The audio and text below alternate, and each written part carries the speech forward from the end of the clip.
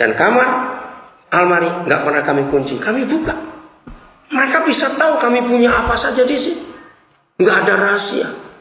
Maka itu murid-murid kami sangat respect. Termasuk ATM, saudara. Sampai hari ini tuh ATM saya itu banyak orang yang tahu PIN-nya. Dan saya nggak pernah takut. Maka itu tim kami sangat respect karena mereka tahu saya sering nggak punya uang. Karena saya sering suruh mereka ngecek, kamu cek.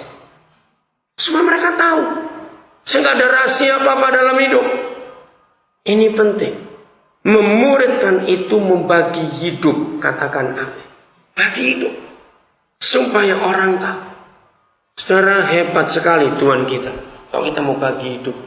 Begitu mulai hari ini, cari murid dengan cara membagi hidup. Dan itu yang dibuat oleh Tuhan Yesus. Kalau kami ribut suami istri, yang di rumah dengar. Masa bertengkar pelan-pelan. Itu nggak bertengkar, rame bisik-bisik. Begitu selesai kami bertengkar, kami panggil mereka. Ayo doakan kami. Kami cerita. Kenapa tadi kami bertengkar? Supaya mereka juga bisa belajar apa pertengkaran kami. Jadi hidup itu indah dan menyenangkan. Senang sekali hidup seperti itu. Secara psikologis itu begini. Kalau hidup seperti itu, kita tuh nggak sibuk dengan diri sendiri. Ada yang ngawasi, ada yang ngurusin. Katakan amin. Indah sekali. Dan saya nggak pernah kesulitan. Istri saya pun begitu. Dan itu sungguh-sungguh menyenangkan. Dan itulah hidup dari Tuhan Yesus. Oke, kita lanjut sekarang. Bagaimana kita sebagai seorang pemurid bukan cuma menyampaikan firman, tapi menyatakan hidup ini juga, supaya kita tahu bagaimana kebenaran itu. Mari kita belajar dari Paulus memuridkan Onesimus. Bulan Mei yang lalu waktu Pentakosta, saya ada di Gereja Metodis Indonesia Immanuel. Di Pandangan itu Immanuel. Ya, Immanuel. Tanggal 13 itu klimaks dari hari Pentakostanya. Maka dari tanggal 11 saya sudah bicara di kalangan hamba-hamba Tuhan. Nah, 12, 11, 12, terus 13 itu kebaktian. Saudara, mereka terkaget-kaget ketika saya ngomong ini. Saya mau tanya kepada saudara. Kapan terakhir kali saudara dengar khotbah tentang kitab Filemon? Saya tanya ini. Berkali-kali saya tanya terakhir kali. Ada yang jujur masa saya STT geleng-geleng. Pertanyaan kedua untuk para pengkhotbah. Kapan terakhir kali saudara khotbah tentang kitab Filemon? Nah, bahkan yang lebih celaka, ada orang Kristen ngomong begini. Loh, ada kitab Filemon itu. Saya sampai kaget. Memang kitabnya cuma satu pasal, saudara. Dan mengapa Filemon jarang dikhotbahkan? Saya mau ngomong. Kalau hamba Tuhan itu dan gereja itu tidak pernah punya hati di penjara, tidak mungkin bisa khotbah kitab Filemon. Pasti khotbahnya munafik. Kenapa munafik? Karena kitab Filemon itu kitab penjara. Saya paling sering khotbah kitab itu karena hati saya ada di penjara sampai hari ini. Setiap 17 Agustus, saudara, malam itu kesukaan saya. Dari banyak LP kirim SMS. Berapa yang didapat remisi, berapa yang dibebaskan. Hobi saya salah satunya membebaskan bersyarat orang-orang yang sudah waktunya di PB. Bebas bersyarat, tapi bukan koruptor ya. Ingat, hari-hari ini Indonesia lagi sibuk karena presiden bebasan koruptor itu. Nggak tahu lah negara ini mau dibawa kemana. Nah, di dalam penjara itu, bayangkan dalam penjara Paulus masih sempat memuridkan seorang yang namanya Onesimus. Filemon itu kitab menarik buat saya. Kalau saudara baca Kisah Rasul 1 ayat 1, kalau nggak ada Filemon, nggak ada kitab Kisah Para Rasul. Kok bisa? Kisah Para Rasul ditulis oleh Lukas kepada Filemon. Nah, Filemon ini orang terhormat pada zaman itu. Filemon itu orang kaya pada zaman itu. Filemon itu orang yang sangat mengasihi jiwa-jiwa yang belum selamat. Filemon itu 100% uangnya untuk Injil.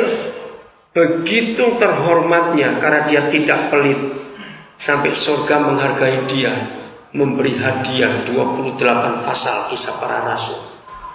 Maka itu terlalu kalau gereja nggak pernah khotbah kitab Filemon, marahlah.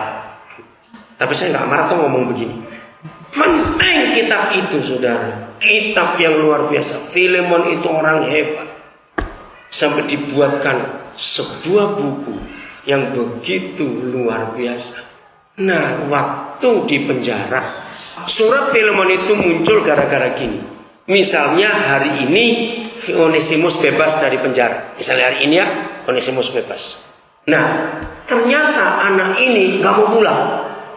Dia mau tinggal di penjara terus. Karena aneh. Semua orang ingin cepat-cepat bebas, ini bebas gak mau pulang. Ternyata Onesimus itu seorang yang gak punya apa dalam hidup. Di penjara dia ketemu Paulus. Sayang di kitab Filemon tidak dijelaskan apa kriminalnya Onesimus sehingga Filemon memenjarakan pegawainya ini. Gak jelas, tapi ada berapa kata yang kita bisa tebak. Mungkin mencuri atau penggelapan uang, kita gak jelas, tapi ada. Nanti kita lihat, oke? Nah, karena Onesimus gak mau pulang, maka Paulus tulis surat kepada Filemon. Terjadilah kitab Filemon itu. Nah, kita lihat sekarang ayat yang ke-8. Ya, ayat yang ke-8. Nanti kita belajar pemuritan dengan model Paulus di dalam kitab Filemon ini. Ayat 8. Permintaan Paulus kepada Filemon mengenai Onesimus. Karena itu, sekalipun di dalam Kristus aku mempunyai kebebasan penuh untuk memerintahkan kepadamu apa yang harus engkau lakukan. Tetapi mengingat kasihmu itu. Jadi dari ayat ini kita melihat Filemon itu sangat hormat kepada Paulus.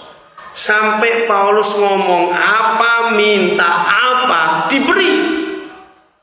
Sampai Paulus segan sendiri. Ini hebat sekali hubungan ini. Maaf saya berkata ya, jangan tersinggung. Saya percaya di Metodus tidak ada. Kalau ada yang bertobat. Di semua gereja yang ada orang kayanya, dan orang kaya itu merupakan donatur terbesar, maka seringkali orang kaya gak bertobat itu mengatur Tuhan di gereja itu. Kira-kira ya atau tidak? Apalagi kalau orang kaya itu yang menunjang hidup penuh si gembala. Maaf saya berkata apa adanya. Berdosa kaya apapun, si kaya tetap diberi kedudukan. Ini rusaknya gereja. Tapi lain kalau orang kaya seperti Filemon, luar biasa hidupnya. Maka itu saya nggak akan pernah bisa dibeli oleh orang kaya dalam hidup saya. Maka itu orang kaya nggak bertobat takut ketemu saya. Sungguh, saudara, karena ini yang kita harus hindarkan dalam pelayanan. Maka itu dari tadi, ingat season pertama, Matius 14, motivasi itu penting sekali. Jangan karena kemampuan kita menyatakan Injil. Lebih daripada itu, kita pun mampu. Nah, ayat 9. Tetapi mengingat kasihmu itu, lebih baik aku memintanya daripadamu. Aku Paulus yang sudah menjadi tua. Ingat ya, orang tua dalam penjara. Lagi pula sekarang dipenjarakan karena Kristus Yesus.